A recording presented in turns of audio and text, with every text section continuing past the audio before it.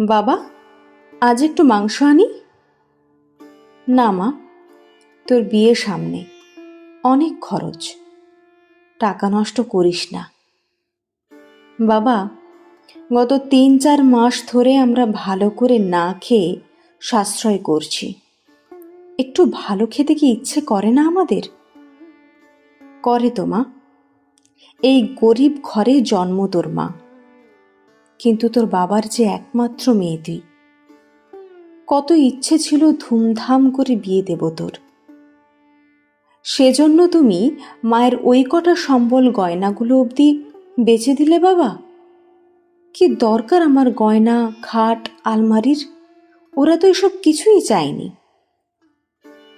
আমি মেয়ের বাবারে মা, খালি হাতে তোকে পাঠাই কি করে? এই সংসারের জন্য তো কম করিসনি তুই। শ্বশুরবাড়ি গিয়ে তুই কথা শুনিস আমাদের অপারগতার জন্য, তা আমি চাই না। বাবা, জমিটা অবধি 5 বছরের জন্য লিজে দিলে। তোমার এই অসুস্থ শরীর না খেয়ে মরতে হবে যে এবার। ওসব ঠিক ম্যানেজ হয়ে যাবে। যাই, একবার প্যান্ডেলের লোকের সাথে কথা বলে আসি। গরিবের সংসারে রমা বড় মেয়ে, ক্লাস 7 থেকে টিউশনি পড়াতে শুরু করেছিল সে, নিজের লেখাপড়া চালানোর জন্য। উচ্চ মাধ্যমিকের পর কলেজে পড়ার সময় দুবেলা টিউশনি করতে শুরু করে রমা। ওই বয়সে সংসারে পুরো চাপ ওর ওপর এসে পড়ে। বাবা অসুস্থ, ছোট ভাইয়ের লেখাপড়া, সব দিক ভেবে রমা জমিতে চাষে নেমে পড়ে। ভাই আর রমা মিলে ধান কাটে, ঝাড়াই করে আবার মাথায় করে বয়ে নিয়ে আসে। রমাকে দেখা ওর বয়সী ছেলে মেয়েরা হাসে। রমা জানে এ সংসারে খেয়ে বেঁচে থাকতে হলে খেটে রোজগার করার জন্য হাসির খোরাক হলেও সমস্যা নেই। রমা এটা সব সময় মানে, কোনো কাজ ছোট নয়। রমার স্বপ্ন ভাইকে উচ্চশিক্ষিত করবেও। কলেজ লাইফ শেষ হলো রমার। একটা ডায়াগনস্টিক সেন্টারে 8,000 টাকার মাইনের চাকরি পেল। ওই টাকা আর টিউশনি করার টাকা দিয়ে রমা একটু একটু করে সংসারের হাল ফেরানোর চেষ্টায় লেগে পড়ল। একটা ছোট বাথরুম তৈরি করলো, যেটা ওদের ছিল না। খড়ের চালের পরিবর্তে অ্যাসবেস্টর লাগালো ঘরের ওপর। রমা ভীষণ বুঝে খরচ করে। রমার কলিগরা ওকে কিপটে বলে, কিন্তু ওরা জানে না ফুচকার পরিবর্তে 2 টাকার মুড়ি আর একটা লঙ্কা দিয়ে খিদে মেটানোর কারণটা। বাড়ি ফেরার সময় বাবার ওষুধের দাম মেটাতে গিয়ে খালি হয় ওর মানি ব্যাগ। রমা চেয়েছিল সংসারটা গুছিয়ে তারপর বিয়ে করবে। পাড়ার প্রতিবেশীরা বলতে শুরু করলো, মেঘে মেঘে বেলা তো অনেক হলো, এবার মেয়ের বিয়ে দাও।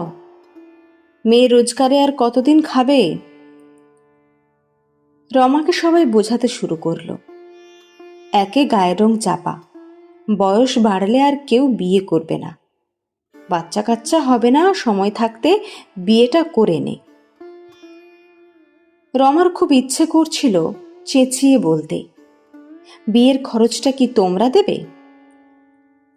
রমা অনেকবার ভেবেছে এত অনুষ্ঠান করে টাকা খরচ করে কি হবে, কিন্তু রমার বাবার এক কথা, আমার একটা মেয়ে, অনুষ্ঠান করে লোক খাইয়ে বিয়ে দেব।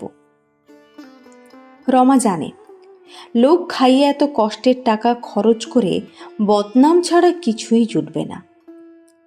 তাও রমা অনেক কষ্টে 2 বছরের রক্ত জল করা খাটা পয়সা দিয়ে নিজের জন্য একটা সোনার কানের দুল আর বরের জন্য একটা আংটির ব্যবস্থা করতে পেরেছে।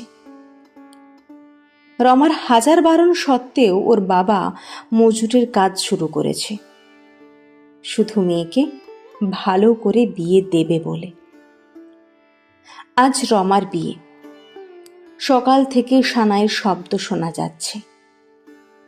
রমার মন খারাপ ভীষণ, তার বাড়ি বাবা মাকে ছেড়ে যেতে হবে বলে। বিয়েটা যার সাথে হচ্ছে সে রমার ছোটবেলার বন্ধু ছিল। এত বছর পর একসাথে নিজেদের সুখ দুঃখ ভালো মন্দ ভাগ করে নিয়ে ওরা ঠিক করেছে একসাথে থাকার। যথারীতি ছেলের বাড়ি থেকে হলুদ এলো। পাড়ার কাকিমারা গায়ে হলুদ দিতে এসে বলল, এতদিন ধরে বিয়ে করবি বলে চাকরি করে টাকা জমিয়ে শুধু একটা দুল কিনেছিস, গলাটা যে একেবারে ফাঁকা, ছোট একটা সোনার চেন কিনতে পারতিস। রমার এক পিসি বলে উঠল, শাড়িটা পুরো জাল যে, একটু বেশি দামি শাড়ি অন্তত কিনতে পারতিস। এত কিছু শুনতে শুনতে রমার মাথা ব্যথা শুরু হয়ে গেল। কাকা জ্যাঠার মেয়েরা এসে বলল, একটা ক্যামেরা ভাড়া করতে পারিসনি দিদি? এখন সব বিয়ে বাড়িতে ক্যামেরাম্যান ছবি তোলে। সন্ধ্যায় পাড়ার এক দিদি রমাকে সাজাতে এসে বলল, অর্ধেক সাজার জিনিসই তো কেননি, এই দিয়ে সাজাবো কিভাবে?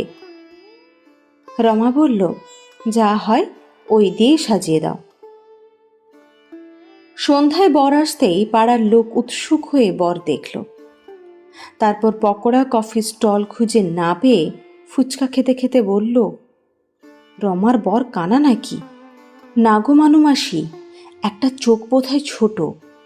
ছেলের দোষ না থাকলে কি আর এমন হা ঘরে বিয়ে করে? তুমি দেখেছ, শুধু ফুচকা করেছে, একটু পকোড়া তো করতে পারত। এদিকে একসাথে খেতে বসেছে রতন আর হারু। পাতে ভাত দিতেই হারু বলে উঠল, এত মোটা কি চাল এটা? রেশনের নাকি বাড়ি বাড়ি থেকে চাল তুলেছে রমার বাপ? চারিদিকে হাসি রোল উঠল। মাছ নিয়ে রতনের দাবি, আরও দুটো মাছ চাই, পেটির পিস। মাংসের বেলায় বলল, এক পিস দু পিস কি দিচ্ছিস? মানুষকে খেতে দিবি না পেট ভরে? মিষ্টি দু পিস দেওয়াতে ওরা বলল, পুরো বালতি বসিয়ে দে, আজ দেখ কত মিষ্টি খেতে পারি আমরা, হয়ে যাক কম্পিটিশন। খাওয়া শেষ হলো সবার। অর্ধেক খাবার নষ্ট করে মাংসের নুন, শক্ত ভাত এসব নিয়ে সমালোচনা করতে করতে সবাই বেরিয়ে এলো। যাওয়ার আগে অবশ্য রমার বাবাকে ভালো রাঁধুনি না রাখার ফলাফল আর কোথায় তারা সেরা বিয়ে বাড়ি খেয়েছে তা জানাতে ভুলেনি।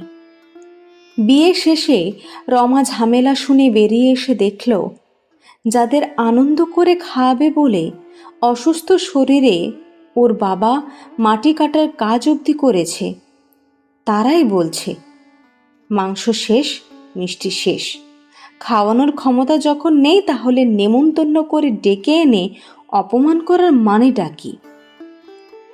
রমা দেখল ওর বাবার চোখে জল। দীর্ঘশ্বাস ফেলে অস্ফুটে বলল, এরই নাম সমাজ। প্রতিটা বাবার কাছে তার মেয়ে রাজকন্যা। বাবাদের অনেক স্বপ্ন থাকে মেয়েদের বিয়ে নিয়ে। তারা তাদের সর্বস্ব দিয়ে চেষ্টা করে মেয়েদের বিয়ের অনুষ্ঠান সুন্দরভাবে করতে। তাই সমালোচনা না করে আসুন সাপোর্ট করি, তাদের চেষ্টাকে সম্মান জানাই। বিয়েবাড়ি খাবার নষ্টের সময় অন্তত একটু ভাবি, বাড়িতে কি এইভাবেই খাবার নষ্ট করি আমরা? যদি তা না করি তাহলে এখানে খাবার অপচয় করে একটা বিশেষ দিনে একটা বাবাকে নাই লজ্জিত করলাম আমরা।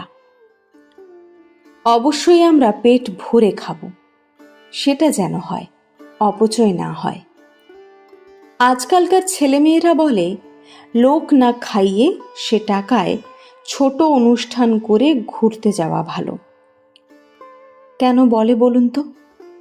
সমাজ থেকে এমন তিক্ত অভিজ্ঞতা পেয়ে ওরা হতাশ। এই অভিমান সেদিন মুছে যাবে, যেদিন আমরা পারবো একটা উদার, উন্নত, বিবেকবান সমাজ গঠন করতে। কলমে শ্রাবন্তী মিস্ত্রি।